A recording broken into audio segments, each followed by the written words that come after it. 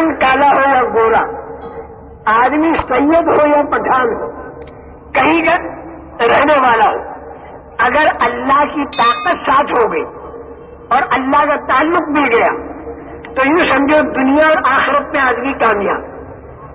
تو میرے محترم دوستوں، 4 نسبتیں ہو گئی۔ ایک تو عام جانداروں والی نسبت، اس کے اندر اپنے تقاضوں کا پورا کرنا، اس پر جان مال کا لگانا۔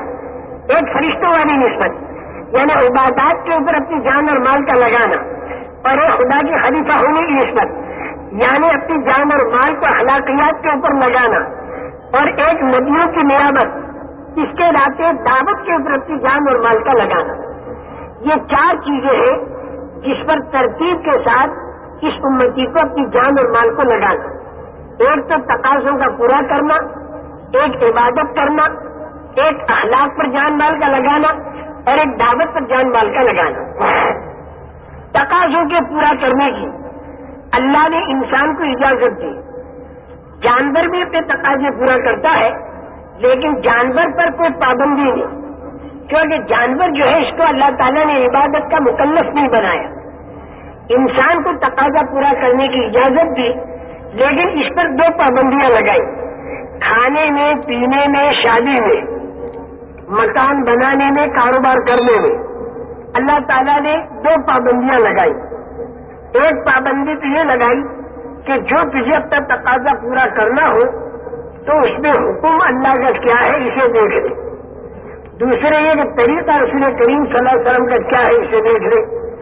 اللہ کے حکم کے مطابق اور نبی کے طریقے کے مطابق اگر تم نے استنجا کیا تو یہ استنجا کرنا بھی دین کا ایک حصہ بنے گا، کھانا بھی دین کا ایک حصہ بنے گا، پینا، بال بچوں پر خرچ کرنا، کاروبار کرنا، یہ ساری چیزیں اگر اللہ کے حکم کے مطابق ہو اور رسول کریم صلی اللہ علیہ وسلم کے طریقے کے مطابق ہو تو یہ سب دین کے حصے بنیں گے، پورا دین نہیں بنے گا۔ جب ایک بڑا مغالطہ لگ جاتا ہے آدمیوں کو، کوئی آدمی نماز پڑھتا ہے تو اس کا ذہن یہ ہے کہ میں دین کا کام تو کر ہی رہا ہوں، کوئی آدمی صدقہ خیرات دیتا ہے اس کا ذہن ہے کہ میں تو دین کا کام کر ہی رہا ہوں، کوئی آدمی شریعت کے مطابق اپنا چہرہ بنایا، شریعت کے مطابق اپنا لباس بنایا، وہ کہتا میں تو دین دار ہوں۔ میرے محترم دوستو، یہ جتنا کیا یہ پورا دین نہیں۔ وہ جو میں نے پرسوں کے بیان میں آپ سے عرض کیا تھا کہ دین کے اندر طاقت بھی ہے اور دین کے اندر قیمت بھی ہے۔ طاقت پوری دنیا مل کر دین کی طاقت کو نہیں پا سکتی، اور دین کی قیمت ساری دنیا کے خزانے مل کر ادا نہیں کر سکتے۔ پہلے قصے بھی سنائے کس طریقے سے دین کی طاقت کا مظاہرہ بے قصور بے بسوں میں ہوا، اور آئندہ دجال یاجوج ماجوج کے زمانے میں جو ایمان والے اور دین والے بے کس اور بے بس ہوں گے وہاں پر دین کی طاقت کا کیسا مظاہرہ ہوگا۔ صحابہ بے کس اور بے بس تھے، ان کے اندر جب دین آ گیا تو دین کی طاقت کا مظاہرہ اللہ نے کیسے کیا، یہ پرسوں کو بیان میں بہت تفصیل سے بیان کیا تھا۔ دین میں کتنی طاقت، دین میں کتنی قیمت۔ لیکن یہاں پر جو مغالطے لگتے ہیں وہ یہ لگتے ہیں کہ آدمی دین کے کسی ایک کام کو کرتا ہے یا 2 کام کو کرتا ہے، جتنا وہ کرتا ہے اس کو وہ پورا دین سمجھتا ہے اور اس میں انتظار کرتا ہے نبیوں والی مدد اور صحابہ والی مدد، حالانکہ وہ پورا دین نہیں ہوتا۔ نماز کا پڑھ لینا یہ پورا دین نہیں ہے، صدقہ خیرات کا کر دینا یہ پورا دین نہیں ہے، دین کا ایک حصہ ہے۔ موٹر پوری کب بنے گی؟ موٹر پوری اس وقت بنے گی میرے محترم دوستو جبکہ اس کے سارے پرزے ہوں، اور سارے پرزے ہونے سے بھی موٹر نہیں بنتی، بلکہ وہ پرزوں کی فٹنگ بھی صحیح ترتیب سے ہو تو موٹر بنتی ہے۔ اگر ایک آدمی صرف ٹائر کی دکان کھولے اور وہ کہے کہ صاحب ٹائر بھی تو موٹر میں ضروری ہے، جیسے آج کہا جاتا ہے میاں بیوی بچوں کا پالنا بھی تو دین ہے اور میاں کاروبار کرنا بھی تو دین ہے، جب حدیث کے اندر موجود ہے کہ تاجر صدوق الامین مع النبیین و صدیقین و شہداء، تجارت کرنے والا سچا امانت دار نبی و صدیق اور شہیدوں کے ساتھ ہوگا۔ تم یہ تجارت کرنا دین نہیں ہے کیا؟ اور کھیتی کرنا دین نہیں ہے کیا؟ ایک دانے پر 70 کا ثواب ملتا ہے، جیسے کہ حدیث کے اندر موجود ہے، بیوی کے منہ میں لقمہ ڈالو صدقے کے ثواب لو، تو یہ تو سارا دین ہے، تو ہم تو دین کا کام کر رہے ہیں، بیوی بچوں کو پال رہے ہیں، ہم کاروبار کر رہے ہیں، ہم اپنے بال بچوں کے اوپر خرچ کر رہے ہیں، یہ سارا دین کے کام ہم کر رہے ہیں۔ میرے محترم دوستو، یہ دین اس وقت بنے گا جبکہ اللہ کے حکموں کے مطابق ہو اور حضور کے طریقے کے مطابق ہو۔ جب بھی یہ پورا دین نہیں بنے گا، دین کا ایک حصہ بنے گا، جیسے ٹائر کے آنے سے پوری موٹر نہیں بنتی، ٹائر کی دکان لگاؤ اور ٹائر کو بیچ بیچ کے پیسے لیتے رہو، لیکن تم کو پوری موٹر کا فائدہ نہیں ہوگا۔ بھائی آپ نماز پڑھ لو، اس کا ثواب لے لو، بیوی بچوں کو شریعت کے مطابق پالو، اس کا ثواب لے لو، کاروبار کو حلال طریقے پر کرو، اس کا ثواب لے لو، لیکن وہ جو پورے دین پر جو اللہ کے وعدے ہیں اور پورے عالم پر جو اس کے اثرات پڑیں گے وہ نہیں ہوگا۔ اس لیے کہ پورا دین اس وقت بنے گا جب سارے شعبوں کے اندر حضور اکرم صلی اللہ علیہ وسلم والی ترتیب قائم ہو جائے، معاشرت کے اندر، معاملات کے اندر، اخلاقیات کے اندر، عبادات کے اندر، ایمانیات کے اندر، اور اسی طرح زندگی کے جتنے شعبے ہیں ان سارے شعبوں کو رسول پاک صلی اللہ علیہ وسلم کی ترتیب پر جب لایا جائے گا تب یہ پورا دین بنے گا۔ جب حضور کی ترتیب پر آ جائے، ترتیب نبی پاک صلی اللہ علیہ وسلم کی ہونی چاہیے، تو یہ دین بنتا ہے، یعنی پورا دین بنتا ہے، ورنہ دین کے حصے بنتے، دین پورا نہیں بنتا۔ اور وہ ترتیب آج بالکل غلط ہو چکی ہے۔ آج ذہن میں کیا آ گیا، جو ذرا ٹھنڈے دل سے سننا، ٹھنڈے دل سے سننا، کتنے بجے غلط ہو گئی، اس لیے نتیجہ نہیں نکل رہا۔ آج ترتیب کیا ہو گئی، کھانا اور کمانا، کاروبار اور گھر، یہ تو بن گیا اصل، اس کی رعایت کے ساتھ پھر دوسری چیزیں کی جاتی ہے اگر موقع ملا، اصل تو یہ ہو گیا۔ حالانکہ کھانا اور کمانا، کاروبار اور گھر، اس سے مقدم چند چیزیں آپ غور کرو گے تو حضور اکرم صلی اللہ علیہ وسلم نے صحابہ کے اندر چالو فرمائی، چند چیزیں کاروبار اور گھر سے بھی مقدم ہے، اور ایک تو یہ مقدم ہے کاروبار اور گھر سے عبادات مقدم ہے۔ کتنا ہی کاروبار چل رہا ہو، نماز کا وقت آ جائے تو آدمی کاروبار چھوڑے اور نماز پڑھے، نماز کو قضا نہ کرے۔ نماز کا وقت ہو جاتا تھا، گھر والوں میں رسول پاک صلی اللہ علیہ وسلم بیٹھے ہوئے باتیں فرماتے تھے، جب نماز کا وقت ہو جاتا تھا تو آپ اس طرح کھڑے ہو جاتے تھے جیسے کہ گھر والوں سے کوئی تعلق نہیں ہو، بالکل کھڑے ہو کر آپ مسجد کی طرف تشریف لے جاتے تھے۔ تو عبادات جو ہے یہ کاروبار اور گھر سے مقدم ہے، اور عبادات کے ساتھ ساتھ کاروبار اور گھر سے مقدم جو ہے وہ حلال اور حرام کا جاننا، علم جو ہے یہ کاروبار سے مقدم ہے، اس لیے کہ اگر حلال حرام کو جانے بغیر آدمی نے کاروبار کیا تو یہ کاروبار غلط ہوگا، تو یہ دین بن ہی نہیں سکے گا، اور گھر کا نظام دین بن ہی نہیں سکے گا جب تک یہ حلال حرام کو نہیں جانے گا، اور جب تک یہ رسول پاک صلی اللہ علیہ وسلم کے طریقے کو نہیں جانے گا اس وقت تک اس کا کاروبار دین بن نہیں سکتا۔ تو کاروبار سے مقدم ایک تو عبادات ہے، کاروبار سے مقدم ایک تو علم ہے، اور ایک اور چیز ہے کاروبار اور گھر سے مقدم، وہ ہے ایمان کی طاقت۔ ایمان کی طاقت اگر نہیں ہے تو باوجود کہ حلال حرام کو آدمی جانتا ہوگا لیکن اس کے باوجود کاروبار میں حرام داخل ہوگا اور گھر کے اندر بھی حرام داخل ہوگا، کیونکہ اس کے ایمان میں طاقت نہیں ہے۔ تو کاروبار اور گھر کے اندر دین لانا اگر ہے تو اس سے مقدم کرنا پڑے گا عبادات کو، اس سے مقدم کرنا پڑے گا علم کو، یعنی حلال حرام کے جاننے کو، اور کاروبار اور گھر سے مقدم کرنا پڑے گا ایمان کے سیکھنے کو۔ ایمان کے سیکھنے کی اتنی اہمیت تھی صحابہ کے دور میں کہ ایک صحابی کہتے ہیں تعلمنا الایمان ثم تعلمنا القرآن، ہم نے پہلے ایمان سیکھا اور پھر ہم نے قرآن سیکھا۔ ایمان سیکھنے کے ساتھ جب آدمی قرآن کو سیکھے تو اسے یقین ہوگا کہ تقویٰ ہوگا تو اللہ میرے کو روزی دے گا، میں نماز پڑھوں گا تو اللہ میرے کو کامیاب کرے گا، کیونکہ قرآن کے اندر اللہ کہہ رہا ہے۔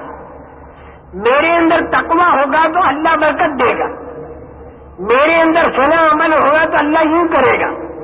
پھر جتنے ظاہری اسباب اور وسائل ہیں، یہ ان ظاہری اور اسباب اور وسائل کا یقین نکل کر اس کے دل کے اندر اعمال کے کرنے پر خدا کی مدد کے آنے کا یقین ہوگا۔ اس لیے تعلمنا الایمان ثم تعلمنا القرآن، سب سے پہلی چیز جو ہے وہ ایمان کا سیکھنا، دل کے اندر ایمان کی طاقت کا لانا۔ دل کے اندر اگر ایمان کی طاقت نہیں ہے، اس آدمی کو علم بھی حلال حرام کا ہے لیکن یہ آدمی حلال حرام کا فکر نہیں کرے گا، کیونکہ اس کے دل کے اندر ایمان کی طاقت نہیں ہے۔ سب سے پہلے ایمان کی طاقت لائے گا تو ساری زندگی اس کی دین بنے گی۔ اس لیے ایمان کو اللہ تعالیٰ نے ہر جگہ خطاب کے اندر ہی ذکر فرمایا، یا ایھا الذین آمنوا، پہلی شرط جو ہے وہ ایمان ہے۔ اعمال کے اندر جان پڑے گی ایمان کی طاقت سے، ایمان کی طاقت نہیں تو اعمال بالکل بے جان ہوں گے۔ وَقَدِمْنَا إِلَىٰ مَا عَمِلُوا مِنْ عَمَلٍ فَجَعَلْنَاهُ هَبَاءً مَّنثُورًا، اعمال بالکل بے جان ہوں گے، بکھرے ہوئے ذرات جیسے، اگر اس کے اندر ایمان کی طاقت نہ ہو۔ یہ ایمان کی طاقت کا حاصل کرنا، اور ایمان کی طاقت کے معنی کیا ہے؟ ایمان کی طاقت کے معنی یہ ہے جب ایمان کی طاقت ہوگی تو سارے اللہ کے وعدے پورے ہو جائیں گے، اعمال پر بھی جو اللہ کے وعدے ہوں وہ پورے ہو جائیں گے۔ چیزیں ہمارے پاس کم ہو تو بھی اور چیزیں ہمارے پاس زیادہ ہو تو بھی، ہر حال میں ایمان کی طاقت اگر ہوئی تو اعمال پر خدا کے وعدے پورے ہو جائیں گے۔ میرا یہ جی چاہتا ہے کہ ایمان پر اللہ نے کیا کیا وعدے کیے ذرا آپ حضرات کے سامنے آ جائے اور پھر میں لاؤں یہ بات کہ ایمان کی طاقت پیدا کیسے ہو۔ ایمان پر اللہ کے وعدے، اللہ تعالیٰ کبھی وعدہ خلافی نہیں کرتا اور اللہ تعالیٰ کبھی جھوٹ نہیں بولتا۔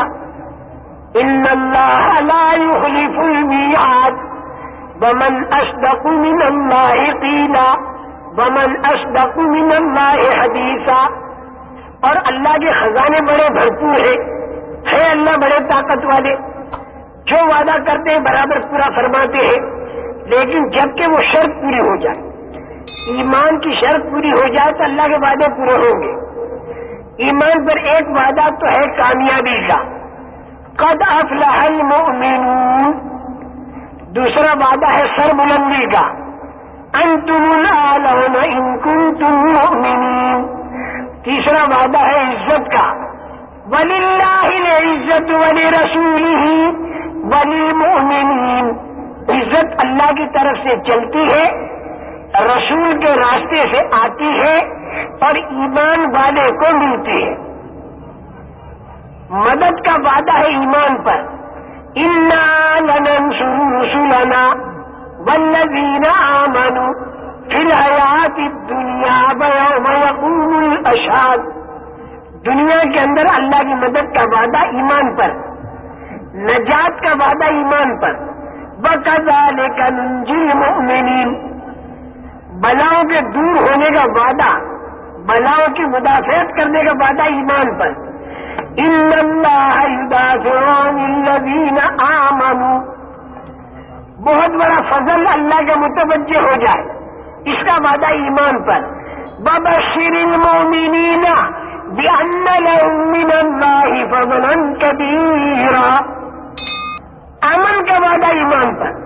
آج پوری دنیا میں امن کا بہت نعرہ لگ رہا، جو بھی اٹھے گا کہے گا امن، دنیا میں امن لانا ہے، امن و امان لانا ہے، لیکن امن و امان کا لانے والا اللہ وہ بتاتا ہے کہ امن و امان تو میں لاؤں گا بشرطے کہ تو ایمان لاوے۔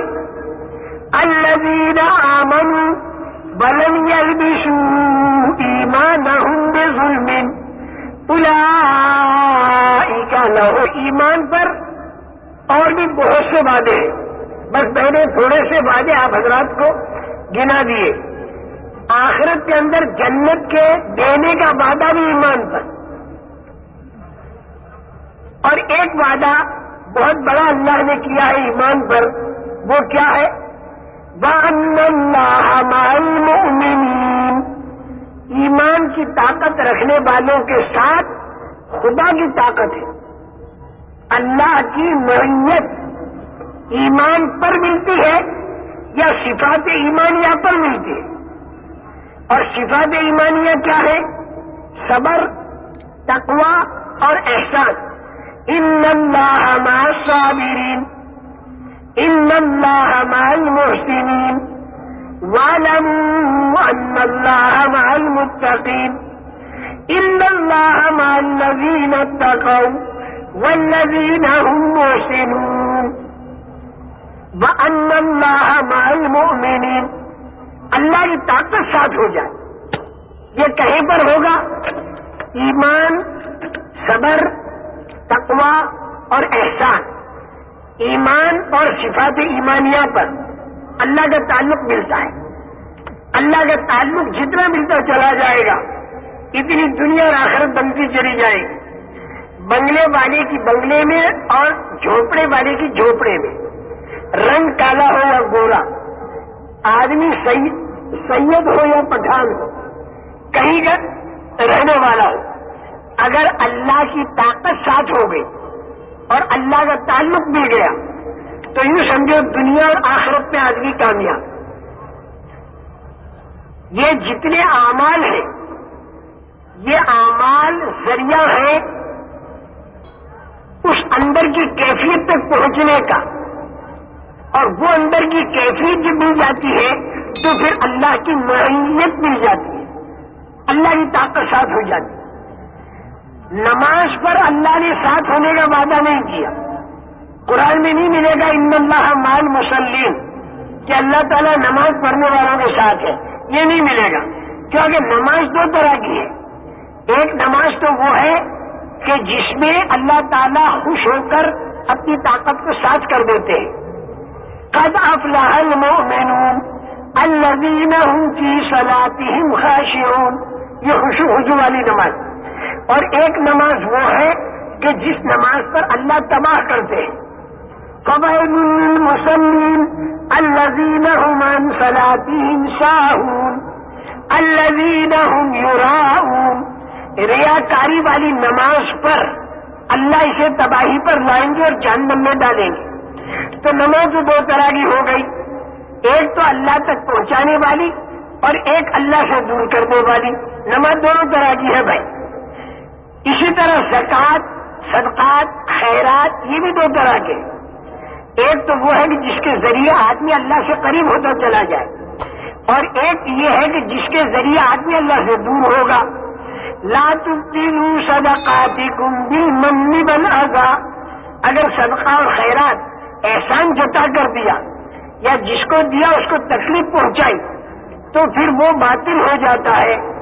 آدمی کو جو زیادہ تقرب ملتا تو پھر وہ تقرب کم ہوتا چلا جاتا ہے، اور اس میں اگر ریاکاری آ گئی تو بالکل بیکار ہو گیا۔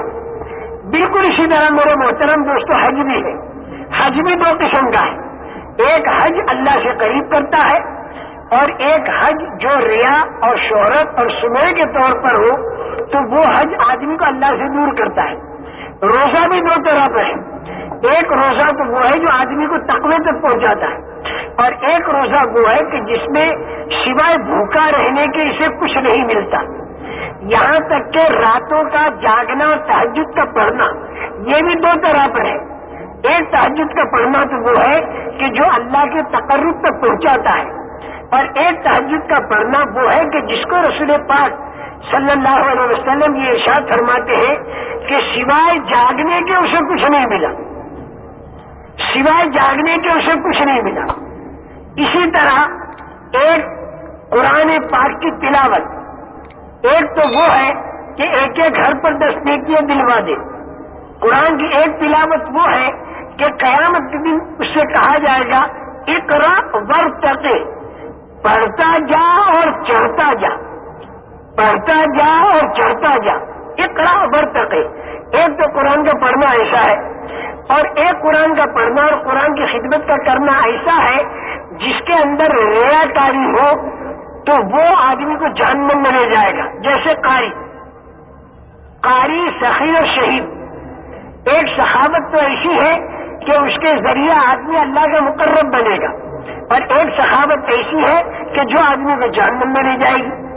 اسی طرح جہاد فی سبیل اللہ، ایک آدمی جہاد فی سبیل اللہ کر رہا ہے اور زندگی بھر کرتا رہا اور اس کے بعد شہید ہو گیا، تو شہید ہونے والا ایک تو وہ ہے کہ جس کے خون کا پہلا قطرہ زمین پر گرنے سے پہلے زندگی بھر کے اس کے گناہ معاف ہو جاتے اور باقی قطرات سے اس کے درجات بلند ہوتے۔ ایک شہید تو وہ ہے کہ جس کے بارے میں اللہ کو یہ بھی پسند نہیں کہ اس کو مردہ کہا جائے یا اسے مردہ سمجھا جائے۔ شہید کے بارے میں اللہ کو یہ پسند نہیں کہ اس کو مردہ کہا جائے یا اس کو مردہ سمجھا جائے۔ اتنا اونچا مقام شہید کا ہے۔ وَلَا تَقُولُوا لِمَن يُقْتَلُ فِي سَبِيلِ اللَّهِ أَمْوَاتٌ بَلْ أَحْيَاءٌ وَلَٰكِن لَّا تَشْعُرُونَ۔ اس میں شہید کو مردہ مت کہو، اللہ کہہ رہا ہے، اور دوسری آیت میں کہہ رہا ہے شہید کو مردہ سمجھو بھی مت۔ وَلَا تَحْسَبَنَّ الَّذِينَ قُتِلُوا فِي سَبِيلِ اللَّهِ أَمْوَاتًا بَلْ أَحْيَاءٌ عِندَ رَبِّهِمْ يُرْزَقُونَ۔ ان کو مردہ سمجھو بھی مت، ان کو خاص قسم کی زندگی مل گئی۔ تو ایک شہید وہ ہے کہ جو اتنے اونچے مقام پر ہے، لیکن ایک شہید وہ ہے کہ جو باوجود شہید ہونے کے دوزخ میں جائے گا۔ جیسے قاری، سخی اور شہید جنہوں نے اپنا نام اور شہرت کے لیے یہ دین کے کام کیے ہوں گے تو ان کو جنت نہیں ملے گی بلکہ وہ جہنم میں جائیں گے۔ حالانکہ دین جو پھیلتا ہے وہ تین چیزوں سے پھیلتا ہے۔ ایک تو جان کی قربانی صحیح ہو، یہ تو شہید نے کی، ایک مال کی قربانی وہ سخی نے کی، اور ایک قرآن کے مطابق وہ قاری نے کیا۔ کتنے اونچے اونچے کام کیے جس کے ذریعے پورے عالم میں دین پھیلے، لیکن اس کے اندر چونکہ نیت ٹھیک نہیں تھی تو اتنے بڑے بڑے عمل کر کے بھی آدمی دوزخ میں گیا۔ اس بنا پر میری بات کو اچھی طرح سمجھو، وہ جتنے دینی اعمال ہیں ان کے ذریعے اللہ کا تعلق ملے اس کی کیا ترکیب؟ دیکھو یہ تو ہو نہیں سکتا کہ دینی اعمال کو چھوڑ کے آدمی اللہ کا تعلق حاصل کرے، یہ تو ہو نہیں سکتا، یہ تو بالکل وسائل ہے، ان کے بغیر تو اللہ تک پہنچ نہیں سکتا۔ لیکن میں یہ چاہتا ہوں کہ آپ کو یہ بتاؤں کہ یہ جتنے دینی اعمال ہیں، چاہے اللہ کے راستے میں پھرنا ہو اور چاہے دعوت کا دینا ہو، قرآن کی خدمت کرنا ہو، سخاوت کرنا ہو، اللہ کے راستے میں جہاد کرنا ہو، اور چاہے نمازیں پڑھنا ہو، روزے رکھنا ہو، یہ جتنے اعمال ہیں اس کو ایسی ترتیب سے آدمی کرے کہ اس کے اندر کی کیفیت اسے ملے، اور وہ اندر کی کیفیت کیا ہے؟ ایمان ہے، تقویٰ ہے، صبر ہے، احسان ہے۔ یہ انسان کے اندر کی کیفیت ہے۔ یہ کیفیت جب پیدا ہو جائے گی اعمال کے ذریعے تو اللہ کا تعلق ملتا چلا جائے گا اور اللہ کی معیت ملتی چلی جائے گی۔ اور ان چاروں میں بھی ایمان جو ہے وہ اصل چیز ہے، کیونکہ صبر، تقویٰ اور احسان یہ صفات ایمانیہ میں سے، جب ایمان میں طاقت پیدا ہو جائے گی تو صبر، تقویٰ اور احسان ان چیزوں کا آنا بالکل آسان ہوگا۔ یہ ایمان میں طاقت پیدا ہو، ان اعمال کو ایسے انداز سے کرنا کہ ایمان کی طاقت بڑھتی چلی جائے۔ اب میں آپ کو یہ بتاؤں کہ وہ ایمان ہے کیا؟ جس ایمان کے سیکھنا سب سے پہلے ضروری، جس کے بغیر کاروبار گھر میں دین نہیں آ سکتا، جس کے بغیر عبادت میں طاقت نہیں آ سکتی، جس ایمان کی طاقت کے بغیر اگر علم لیا تو یہ علم اسے عمل پر نہیں پہنچا سکتا۔ وہ ایمان کی طاقت کیا ہے؟ ذرا ذہن کو متوجہ کرو، بہت بڑی چیز بتا رہا ہوں۔ ایمان کی طاقت آئی تو اللہ کی طاقت ساتھ ہو گئی۔ بنی اسرائیل کتنے کمزور تھے، ایمان کی طاقت آئی، اللہ کی طاقت ساتھ ہو گئی۔ صحابہ کتنے کمزور تھے، ایمان کی طاقت آئی، اللہ کی طاقت ساتھ ہو گئی۔ آخری زمانے میں جو حضرت عیسیٰ علیہ السلام کے ساتھی بنیں گے دجال اور یاجوج ماجوج کے مقابلے میں، وہ لوگ کتنے بے کس اور بے بس ہوں گے، لیکن ان میں جب ایمان کی طاقت ہوگی تو اللہ کی طاقت ساتھ ہو جائے گی۔ اور آج بھی اگر اللہ کی طاقت ساتھ ہو گئی، ایمان کی طاقت حاصل کر لی اور اللہ کی طاقت ساتھ ہو گئی، تو پھر دنیا کی جتنی بنی ہوئی طاقتیں ہیں یہ سارے کے سارے مکڑی کے جالے ہوں گے، ان کی کوئی حیثیت نہیں۔ اللہ کی طاقت کے مقابلے میں ساری دنیا کی طاقتیں مکڑی کے جالے ہیں، ان کی کوئی حیثیت نہیں۔ لیکن اللہ کی طاقت ساتھ کیسے ہو؟ وَأَنَّ اللَّهَ مَعَ الْمُؤْمِنِينَ، ایمان کی طاقت ہو تو اللہ کی طاقت ساتھ ہو۔ پر ایمان کی طاقت کے معنی کیا؟ ایمان کی طاقت کے معنی یہ ہے کہ اللہ کی طاقت کا یقین دل کے اندر اتر جائے اور غیر اللہ کا یقین دل سے نکل جائے۔ ایمان کی طاقت لانے میں دو کام کرنے پڑیں گے، ایک تو اللہ کا یقین دل میں آئے اور مخلوقات کا یقین دل کے اندر سے نکل جائے۔ لا الہ الا اللہ، کوئی معبود نہیں سوائے اللہ کے، غیر کا یقین دل سے نکل جائے اور اللہ کا یقین دل میں آ جائے۔ اگر اللہ کا یقین بھی دل میں ہے اور غیر کا یقین بھی دل میں ہے تو یہ ایمان کی طاقت نہیں بنی، یاد رکھنا، یہ ایمان کی طاقت نہیں بنی، یہ کمزور ایمان بنا۔ اگر غیر کا یقین بھی ہے، جتنا غیر کا یقین نکلتا چلا جائے گا اور اللہ کا یقین آتا چلا جائے گا، اتنی ایمان کی طاقت بنے۔ یہ جو بنی اسرائیل تھے، یہ بنی اسرائیل، انہوں نے حضرت موسیٰ علیہ السلام سے عرض کیا کہ آپ کی تشریف لانے سے پہلے جب ہم لوگوں میں دین نہیں تھا، اس وقت بھی فرعون ہم کو ستاتا تھا، اور آج آپ تشریف لا چکے ہیں اور ہم لوگوں نے آپ کے بتانے کے مطابق دین آ بھی چکا ہے، لیکن پھر بھی فرعون ہم کو ستا رہا ہے۔ اوذینا من قبل ان تأتینا ومن بعد ما جئتنا، آپ کے آنے سے پہلے بھی فرعون ستا رہا تھا، آپ کے آنے کے بعد بھی فرعون ستا رہا تھا، یعنی جب ہم نافرمان تھے پھر بھی ہم پر پریشانیاں، اور آج ہم فرما بردار بن گئے پھر بھی ہم پر تکلیفیں۔ دیندار کے اوپر جو تکلیفیں آتی ہیں اس کی نوعیت جدا ہے، اور بے دین کے اوپر جو تکلیف آتی ہے اس کی نوعیت جدا ہے۔ بھائی، بے دین کے اوپر جو تکلیف آتی ہے وہ بطور سزا کے آتی ہے، اور دیندار کے اوپر جو تکلیف آتی ہے وہ بطور ابتلا اور امتحان کے آتی ہے۔ دیندار کی تکلیف بطور سزا کے آتی ہے تاکہ وہ غلط راستے کو چھوڑ کر صحیح راستے کی طرف پلٹا کھا جائے، اور بے دین آدمی کے اوپر جو سزا، دیندار آدمی پر جو تکلیف آتی ہے یہ بطور سزا کے نہیں آتی بلکہ بطور ابتلا کے آتی ہے۔ دیندار کی تکلیف کو قرآن ابتلا کہتا ہے۔ ابراہیم علیہ السلام کی تکلیف کو خدا نے کیا کہا؟ وَإِذِ ابْتَلَىٰ إِبْرَاهِيمَ رَبُّهُ، احد کے اندر جو تکلیف آئی تھی اس کو خدا نے کیا کہا؟ لِيَبْتَلِيَكُمْ۔ خندق کے اندر جو تکلیف آئی تھی صحابہ پر اس کو خدا نے کیا کہا؟ هُنَالِكَ ابْتُلِيَ الْمُؤْمِنُونَ۔ اور عام مسلمانوں کے اوپر جو تکلیف آتی ہے اسے اللہ کیا کہتا ہے؟ وَلَنَبْلُوَنَّكُمْ بِشَيْءٍ مِّنَ الْخَوْفِ وَالْجُوعِ وَنَقْصٍ مِّنَ الْأَمْوَالِ وَالْأَنفُسِ وَالثَّمَرَاتِ۔ اللہ کہتے کہ ہم تم کو آزمائیں گے، مالوں کی کمی، پھلوں کی کمی، بھوک، ڈر، اس کے ذریعے ہم تمہیں آزمائیں گے۔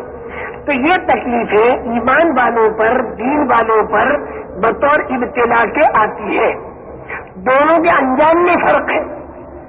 بے دین پر بطور سزا کے جو تکلیف آئی اس کا انجام سزا کا بڑھنا، دیندار آدمی پر بطور ابتلا کے جو تکلیف آئی اس کا انجام خدا کی رحمت کا آنا۔ وَبَشِّرِ الصَّابِرِينَ، الذین اذا اصابتهم مصیبہ قالوا انا للہ وانا الیہ راجعون اولئک علیہم صلوات من ربہم ورحمہ. دیندار پر تکلیف آئی اور اس نے صبر کیا اور جھیلا اور حکم اللہ کا نہیں توڑا تو اللہ کا وعدہ ہے کہ اس پر عمومی رحمتیں بھی میں نازل کروں گا اور خصوصی رحمتیں بھی میں نازل کروں گا. اور رحمتوں کے نازل کرنے میں زیادہ تر دینداری کا ملنا اور بڑھنا ہے.